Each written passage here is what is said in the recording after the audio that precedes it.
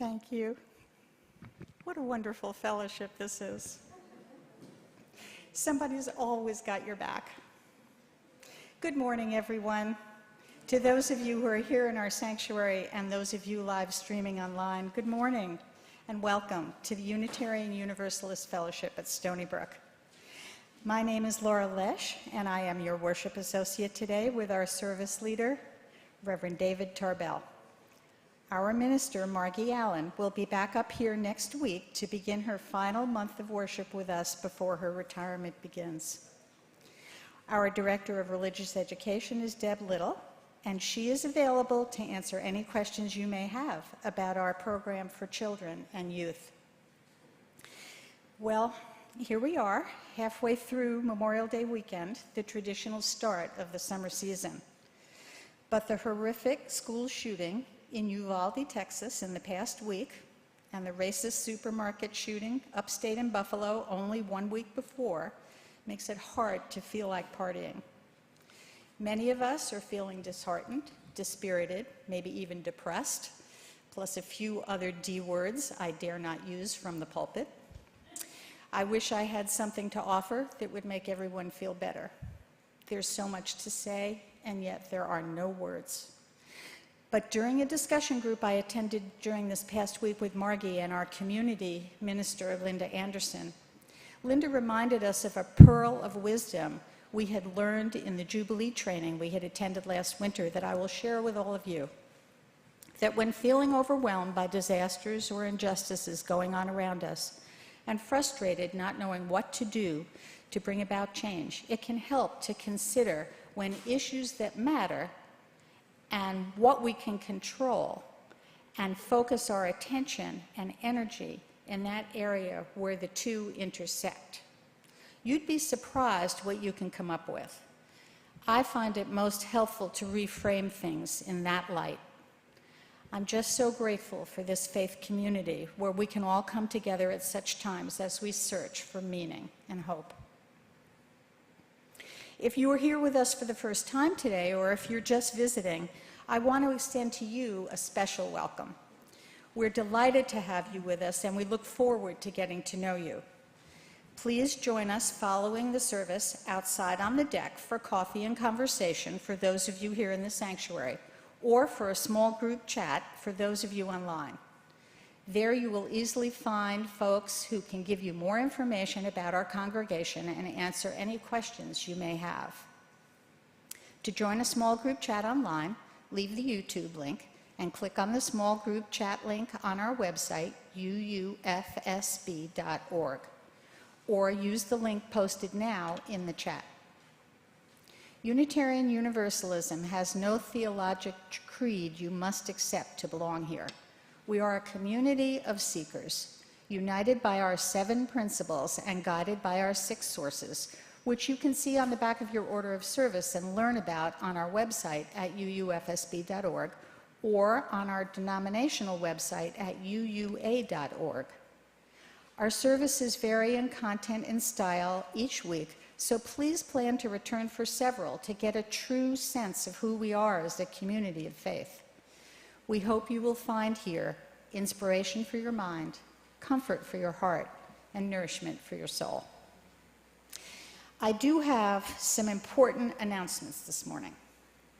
First, the Three Village Interfaith Clergy Association, to which Reverends Margie and Linda belong, is holding a vigil and service of lament on the Setauket Green this afternoon at 5 p.m. This is an interfaith event and an opportunity for our communities to come together for strength and comfort. I know it will be something special, and we're all invited. Next, remember to vote for the 8 languages you would like to see on our new peace poles, which will be installed in our backyard here at the fellowship. You will find a link for the ballot in our newsletter. There are many to choose from. Be in on the selection process. The deadline is this coming Tuesday, May 31st, for submission to Linda Michael. Next, remember this, on June 26th, 4 weeks from now, We will be joining with UU congregations around the country and the General Assembly going on in Portland, Oregon at that time for their closing worship service. This will be live streamed online for those who want to join in from home, and here in the sanctuary for those who wish to share the experience with others, including Reverend Margie and our GA delegates. However, due to the time difference between here and the West Coast, this service will take place at 12:30 instead of our usual start time of 10:30. We will gather here beforehand around 11:30 rather than after the service for our coffee hour and some introductory words and a welcome from Reverend Margie. So please take a note of that time change. And last but not least, are you still with me? In case you aren't already aware of this, our annual meeting will take place online via Zoom after the service at 1 p.m. next Sunday. That's June 5th. In addition to the usual important votes on our budget for the coming year and our incoming officers, we will be voting on adopting two proposals which will be fundamental to the future of this fellowship: the UUFSB Covenant of Right Relationship and the proposed eighth principle. Information about both is available in handouts, which you can pick up in the entrance lobby if you didn't already get them, and online by using the link posted in the chat now and on our website. The covenant is a detailed promise we make to basically treat each other as we would wish to be treated ourselves, a description of how we want to be with each other in this community.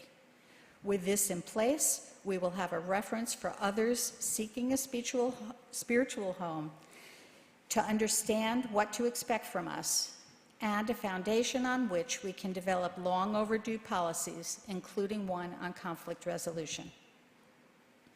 The proposed eighth principle is a recognition of the need to evaluate ourselves in our congregation for ways in which oppression in general, and racism in particular, are influencing our congregation, and our intention to dismantle them as we move forward together toward realizing our dream of becoming a true beloved community.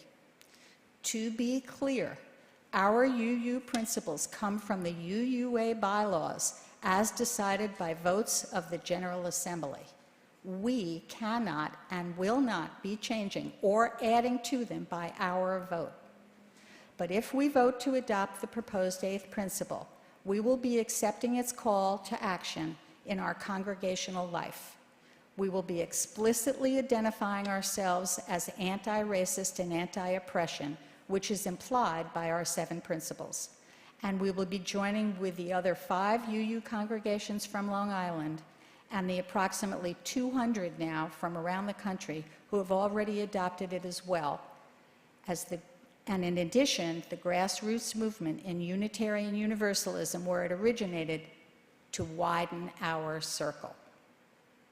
Please contact any members of the COMC or the 8th Principle Task Force who are listed on the handouts for more information. But most of all, please do attend our annual meeting and cast your votes. Now, let us silence our cell phones, clear our minds, and open our hearts as we prepare for worship with the sounding of the opening bell.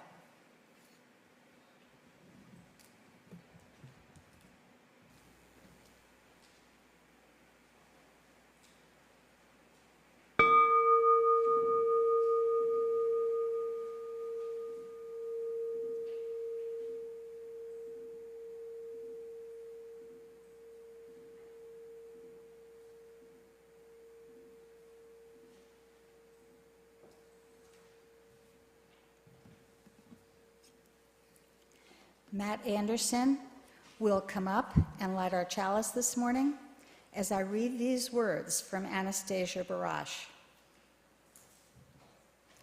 As we light this flame of hope, may our congregation become a kaleidoscope of souls and people. In the presence of this flame, in me, in you, in us, is an invitation to sit at the table.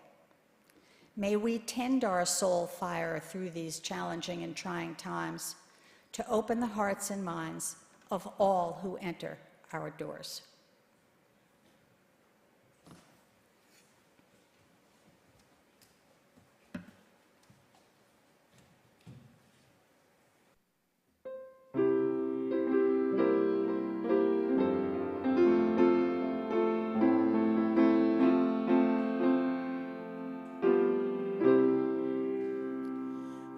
Have to be taught to hate and fear. You have to be taught from year to year. It has to be drummed in your dear little ear. You have to be carefully taught. You have to be taught to be afraid of people whose eyes are oddly made and people whose skin is a different shade. You have to be carefully taught. You have to be taught before it's too late, before you are 6 or 7 or 8, to hate all the people your relatives hate. You have to be carefully taught. You have to be carefully taught.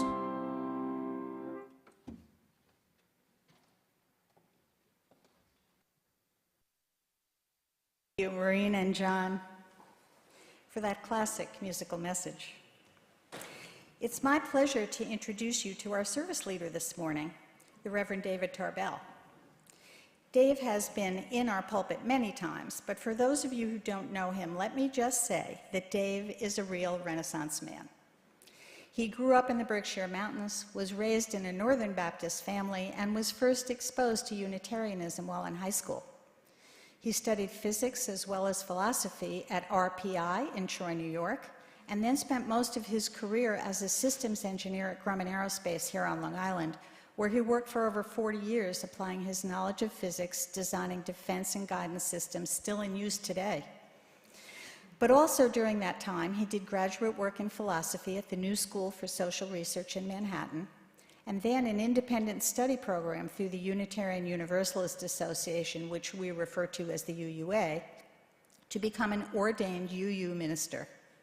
He teaches philosophy for Ollie now, and he has 2 daughters and 5 grandkids, and he is also known as Grandpa Dave to my 5 grandkids, so you can imagine that he is busy. But he never stops studying philosophy and theology. This morning, he helps us take a personal look at the difficult topic of racism.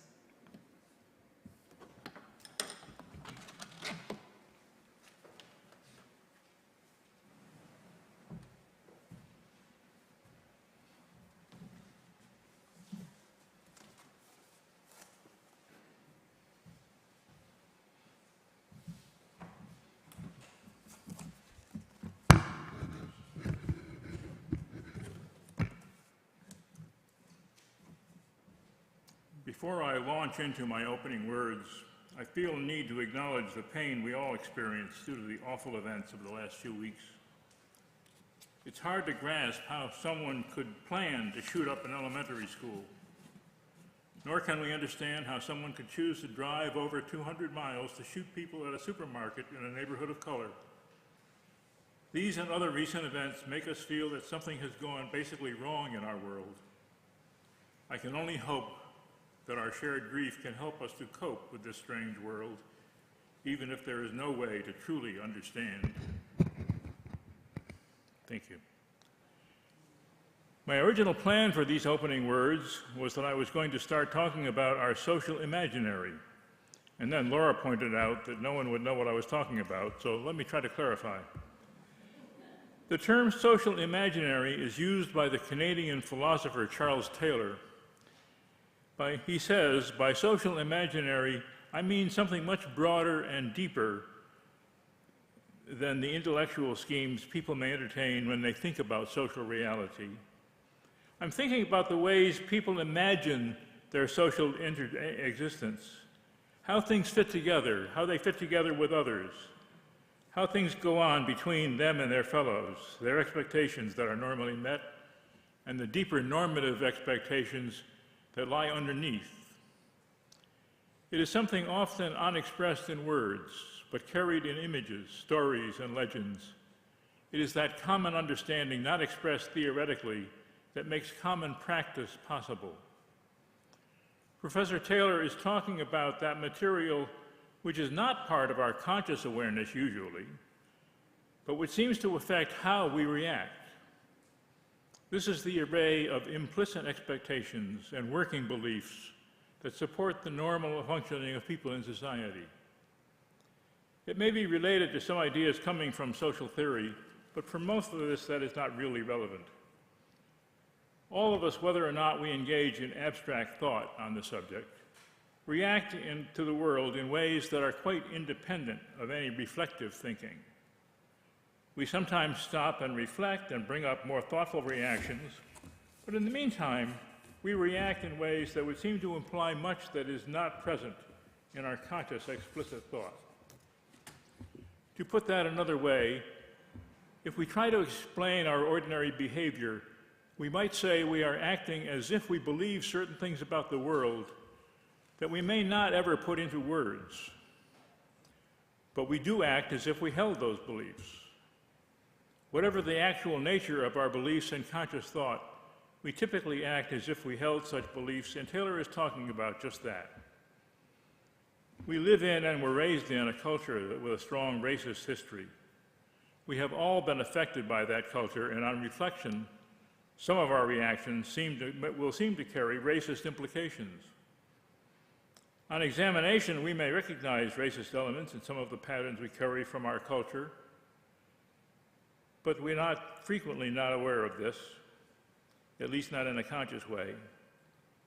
Things like this can distort our desire to build and support a beloved community in our religious life.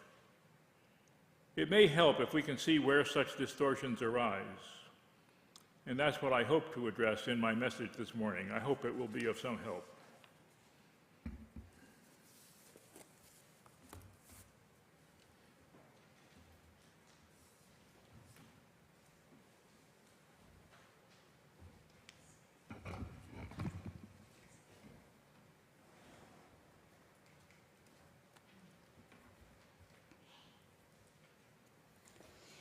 Our first hymn this morning is number 134, Our World is One World.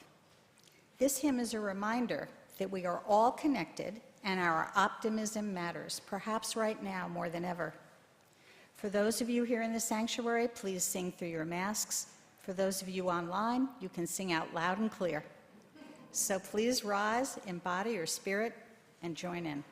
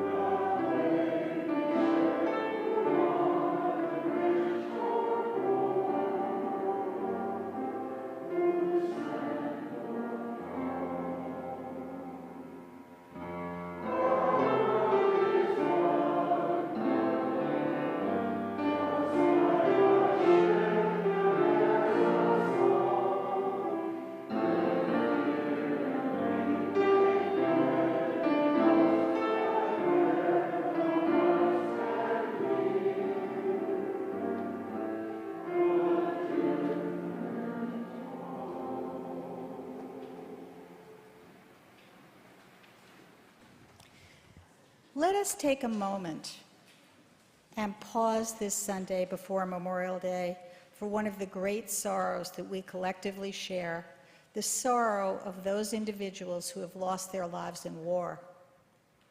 Please join me in this responsive reading, adapted from the words of Jennifer Cottrill, as we remember them as we grieve their loss. I will start with the words in the standard type, and will you please respond with the words in italics. We remember those who joined the armed services by choice and those who had no choice.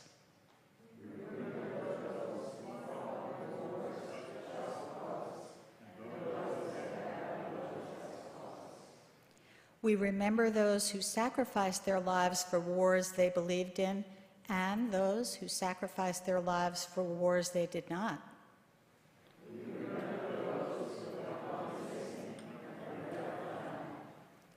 We remember those civilians who have died as collateral damage in wars.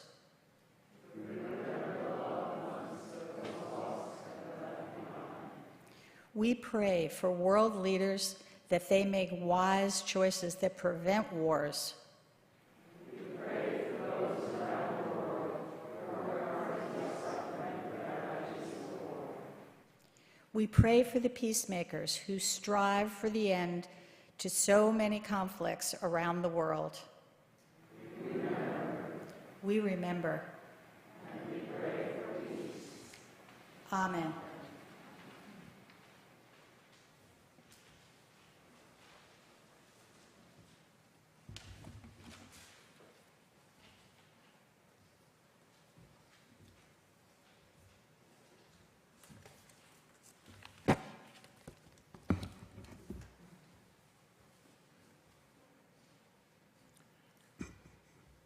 I will begin our period of meditation this morning with a prayer. It's number 496 in our hymnal, written by Reverend Harry Meserve. This will be followed by a minute of silence and reflection, and then Joanne will bring us out of our silence with hymn 123, Spirit of Life, which we will sing together. So if you don't know it, you may want to mark that place in your hymnal now. First, these words adapted from the Reverend Meserve. From arrogance, pompousness, and thinking ourselves more important than we really are, may some saving sense of humor liberate us. For allowing ourselves to ridicule the faith of others, may we be forgiven.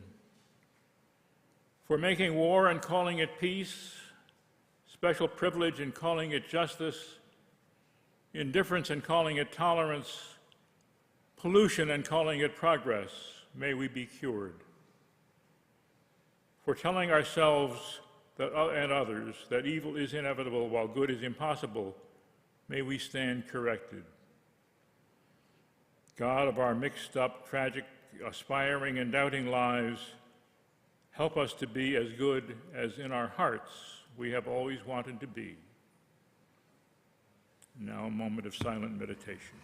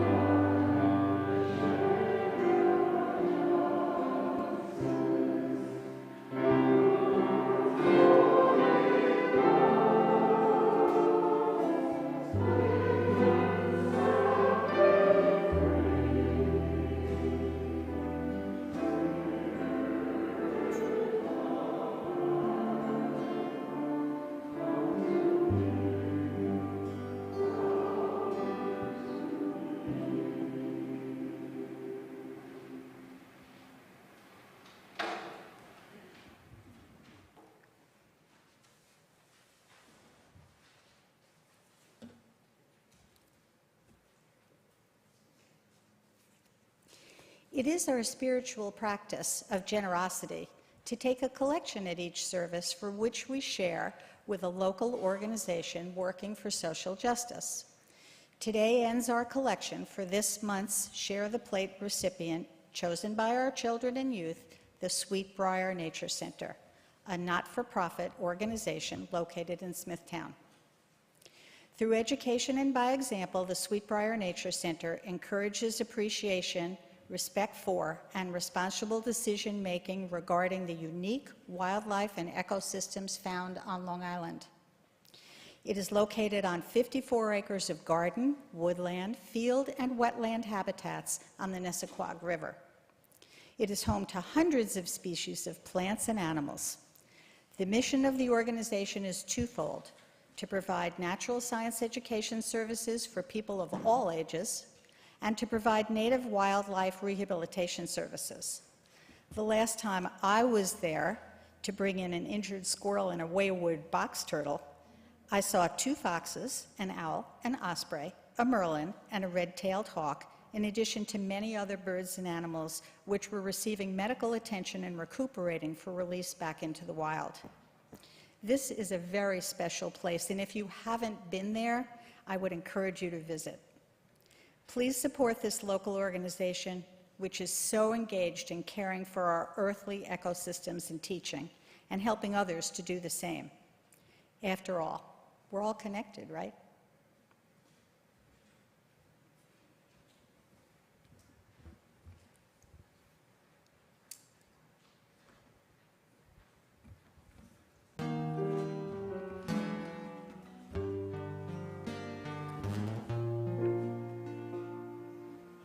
Born by the river in a little tent. Oh, and just like that river, I've been running ever since. It's been a long, long time coming, but I know change is gonna come. Oh, yes, it will. It's been too hard living, but I'm afraid to die, 'cause I don't know what's up there beyond the sky. It's been a long, long time coming, but I know change is gonna come. Oh, yes, it will. Well, I go to the movie and I go downtown. Somebody keep telling me, don't be hanging around. It's been a long, long time coming, but I know change is gonna come. Oh, yes, it will.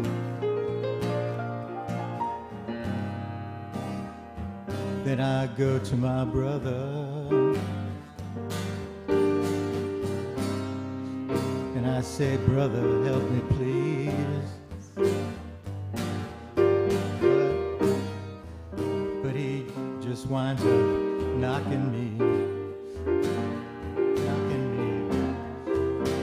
back down on my knees.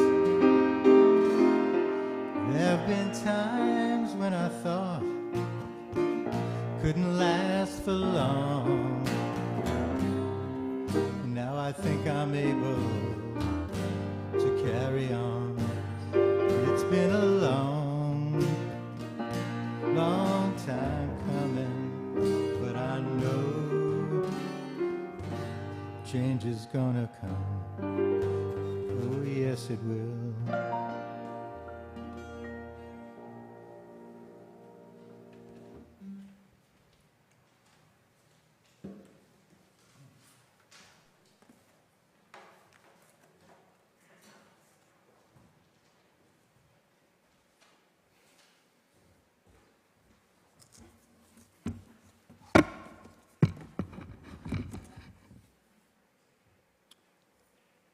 Thank you, Mike.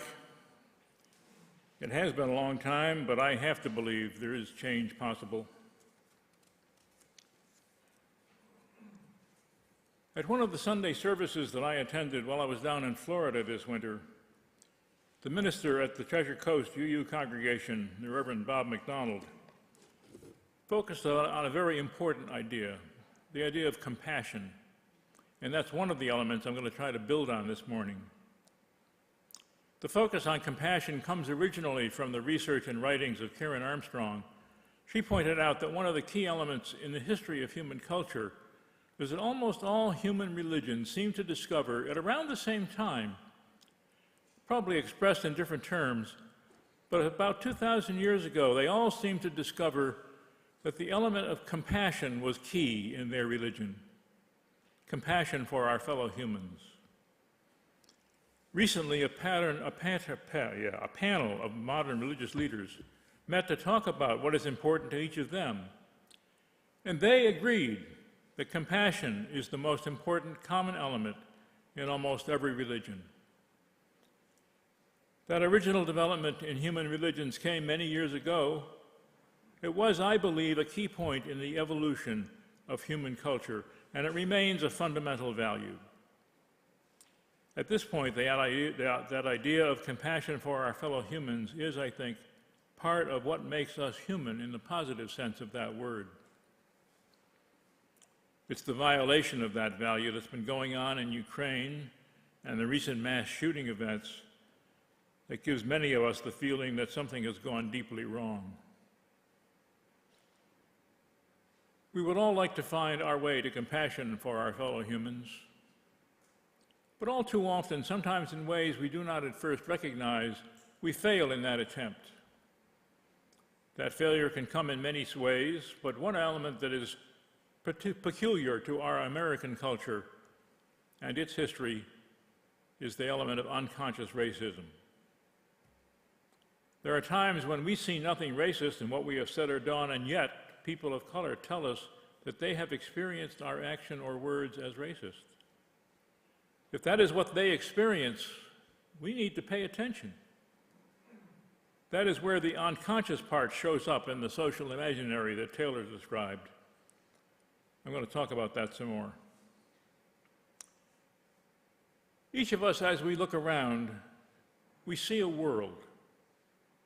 Now, a scientific reflection on how our senses work would tell us that we have data coming in, data from our eyes, from our ears, all kinds of data coming in.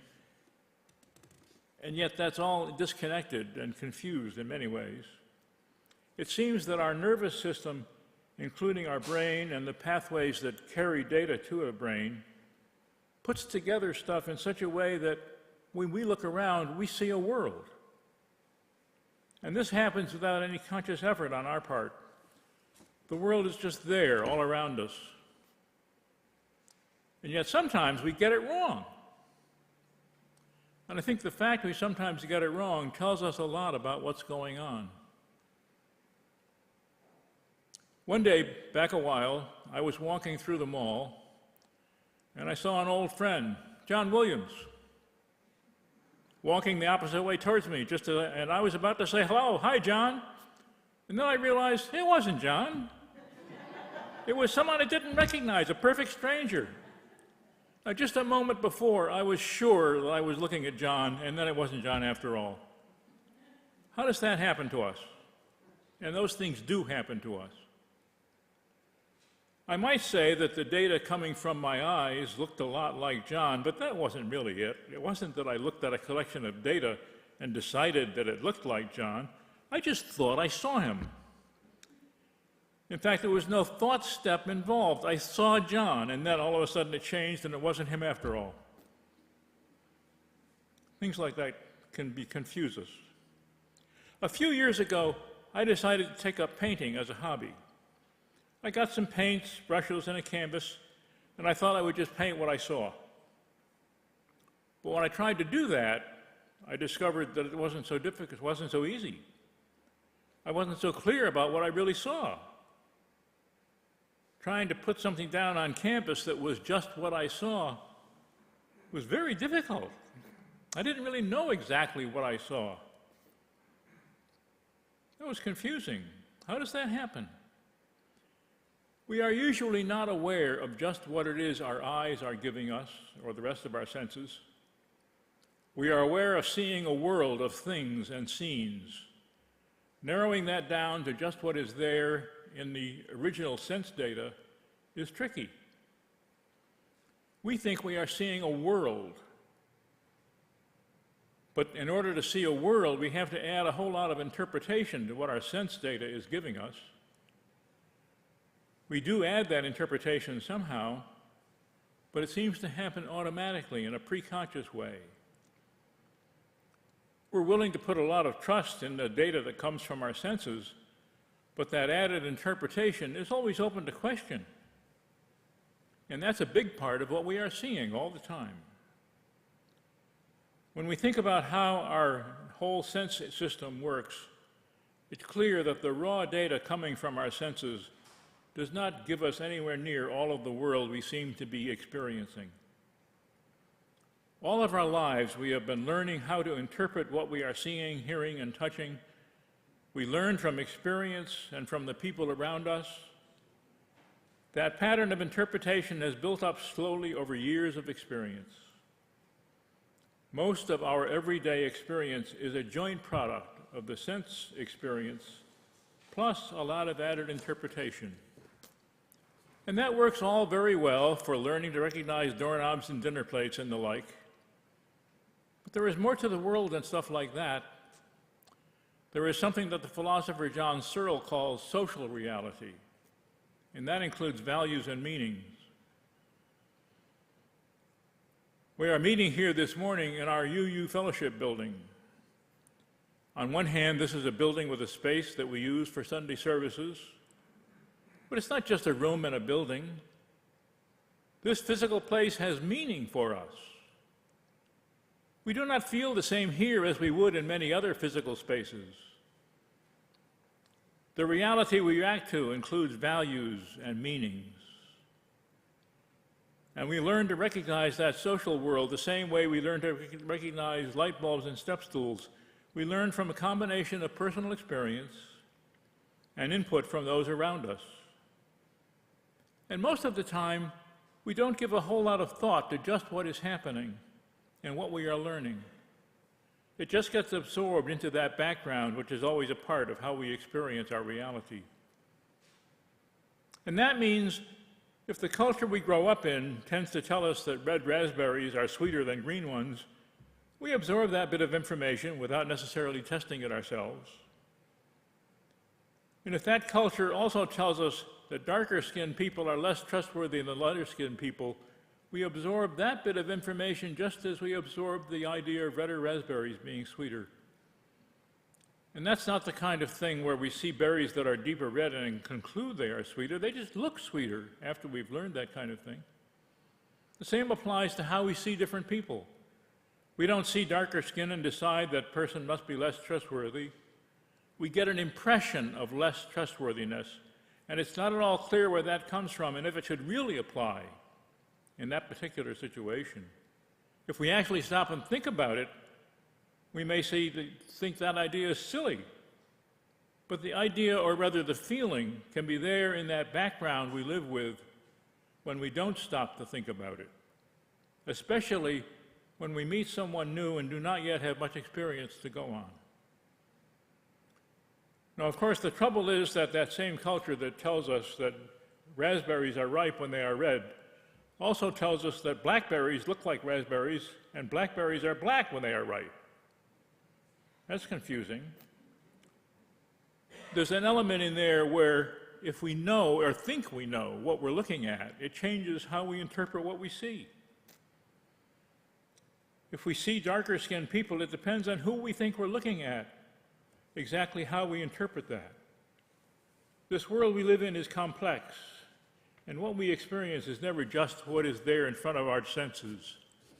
There is always a complex of beliefs and prior input of one kind or another that are affecting what we actually experience. We live in a quite complex world, full of much detail. We are not consistently aware of most of that detail. I can pause and focus my attention on it, but that seldom happens.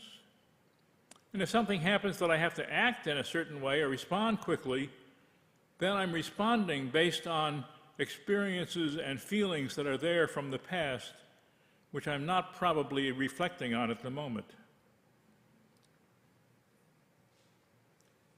I can become self-conscious and more aware of detail. I can make decisions more carefully and start to question some of what's going on in my senses and in my feelings. But it's easier most of the time to go along with the feelings that arise in that background impression that is there all the time. And in many situations, I start to act on those impressions without focusing much attention on the specific circumstances. Something else may be the focus of my attention, and those impressions may not get much attention. They're just there in the background, but they're influencing the way that I react and how I behave. When I walk into a typical supermarket, I find myself surrounded by shelves full of all kinds of stuff. I know right away that most of that stuff is for sale. I pick up the things that I want to buy and put them in my shopping cart and make my way to the checkout aisle.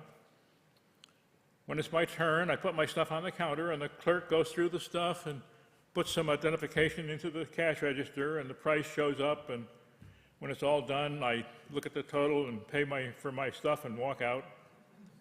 There's a whole bunch of details that went on in that process that I'm generally not aware of consciously.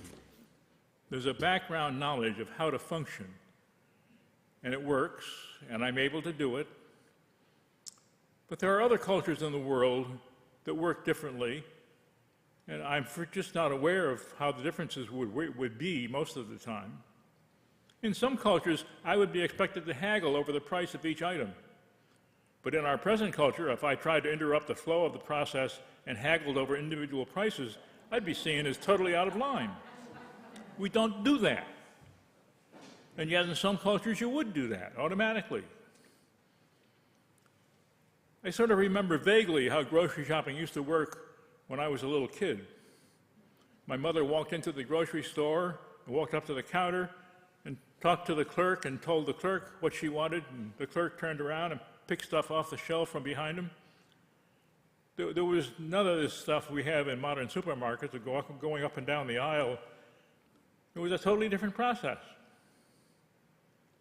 The point of all this is that there's always a pattern of knowing how to function in this world that's part of our general background knowledge, and it's not something we can usually spell out in words, and it's not something that we usually give much thought to. Knowing how things are done in various settings is part of our basic background of how to function in the world. Much of this everyday knowledge is based on experience and is generally valid. Some of it's based on hearsay and may not be valid at all. But when it stays at the background level, we don't usually stop to question it. It's a big world we live in, and there's no way we could each have enough time or energy to analyze every detail that we have to relate to. We depend on our surrounding culture to do that for us. We each separately focus on some particular aspect of our world. If I was a doctor, it would be medicine. If I was a lawyer, it would be law. In my work as an engineer, it was certain kinds of physics. In everyday living, we each give special attention to some one or two areas. I might pay attention to theater, it might be my interest, or popular music, or hiking or something. But we all depend for a great deal of how we function on those around us, on our culture, and what we have learned from that culture. We all get by that way. So there's a lot of what goes on that we don't really make separate judgments about. It comes from that background culture. In the case of our nation, one of the factors that has been contributing to our culture is our history with race relations. It has long been said that slavery was the original sin in this country, and slavery and racism, and the racism on which slavery was built, has been a major factor in the development of our culture. Buried in the bones of our culture are innumerable small elements of racism. They had to have been there in order for slavery to flourish as long as it did. And there's no trivial way to cleanse our way out of that. It's part of our history and culture. The big obvious elements of slavery have been cut out, but there remains a slew of not so obvious background elements that we live with. We recognize most of the really big wrongs in our history. It's much harder to be aware of the myriad little wrongs that litter the background of our history and culture and that find their way into our reactions. We Unitarian Universalists have been given a special challenge in this regard. A group of leaders of the black UUs among us, along with some of their close allies, have drafted a proposed eighth principle that pointedly calls on us to dismantle the racist elements we still find in our culture and in this denomination. It goes further and asks us to recognize and dismantle all remnants of cultural oppression of whatever stripe, be they racist or of any other kind. The General Assembly of the UU Association has designated a special committee to examine Article 2 of our bylaws, which is where the current 7 principles are found. Their proposal will come before the General Assembly next year. In the meantime, congregations have been asked to examine the proposed 8th principle and vote to affirm if they are in agreement with its intent. That action will give the Article 2 Commission input from the congregations. Asking us to dismantle racism and other oppressions that we may find within ourselves and our institutions does not just ask us to cut away the obvious residue of our racist history. It asks us to look deeper at the not-so-obvious elements that may still be found. It asks us to pay attention when people who might be victims of oppression tell us what they see that we may miss. Unconscious racism is exactly that. It's not intended consciously, and we are likely to be unaware of it.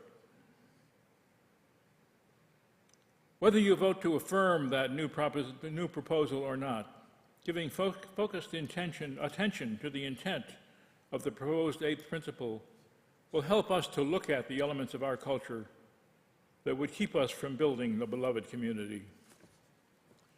It's an important exercise in self-awareness, and it's more than just that. If you take the proposed 8th principle seriously, it says that we need to start doing things to recognize and dismantle the racist elements that persist among us. We cannot escape being influenced by our social imaginary, as Taylor called it, that background of accumulated effects that we all carry with us. But we can try to become more aware of its effects on our present reactions. That may allow us to put a sense of compassion where it belongs and make that the center of our religious awareness. That is how we might move closer to building the beloved community we all wish for. May it be so.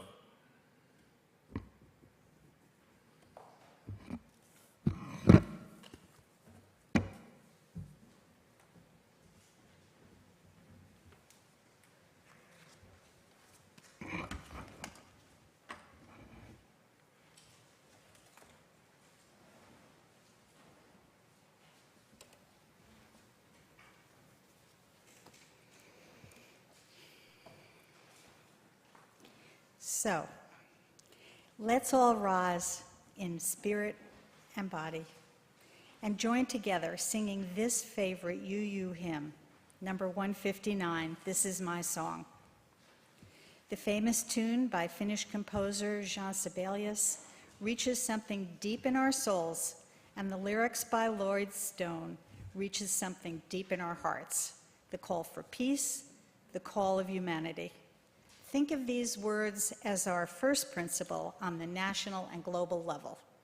It is the vision, the prayer, the call for peace.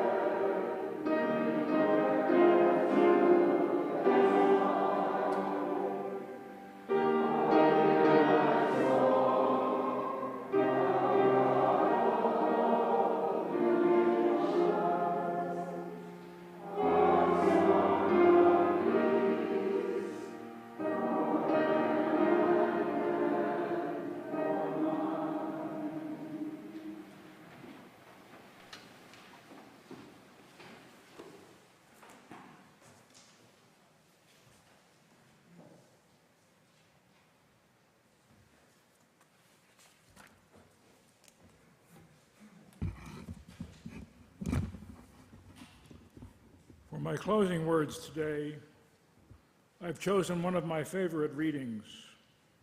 It's number 698 in our hymnal, the words of the Reverend Wayne Arneson. Take courage, friends. The way is often hard, the path is never clear, and the stakes are very high. Take courage, for deep down there is another truth. You are not alone.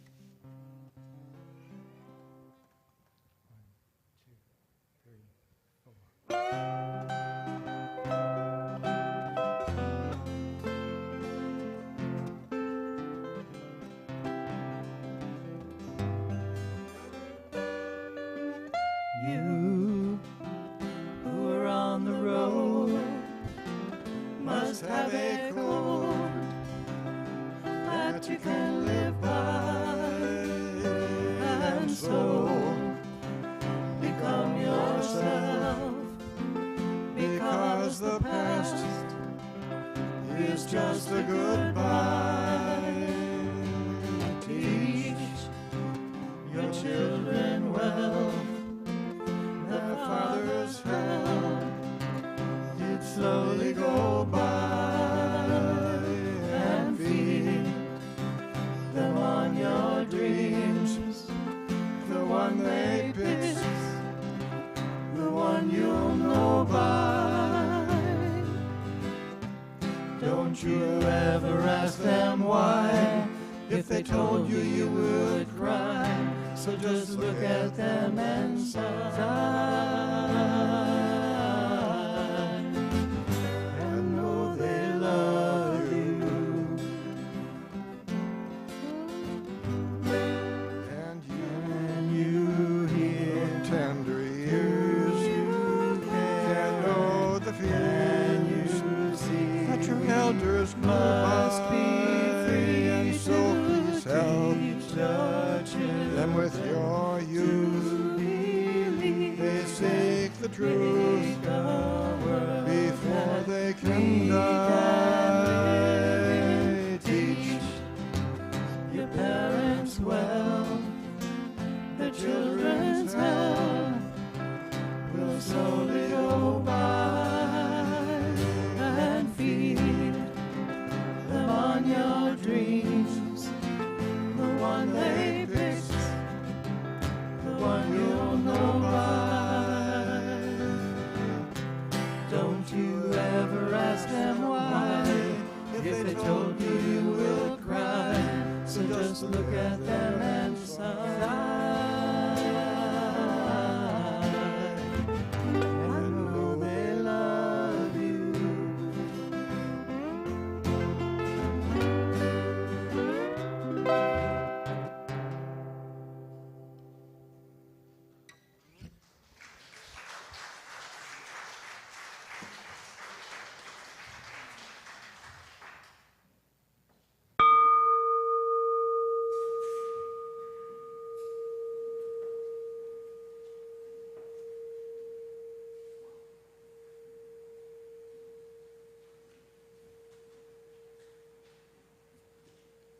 Until we meet again, friends, go in peace.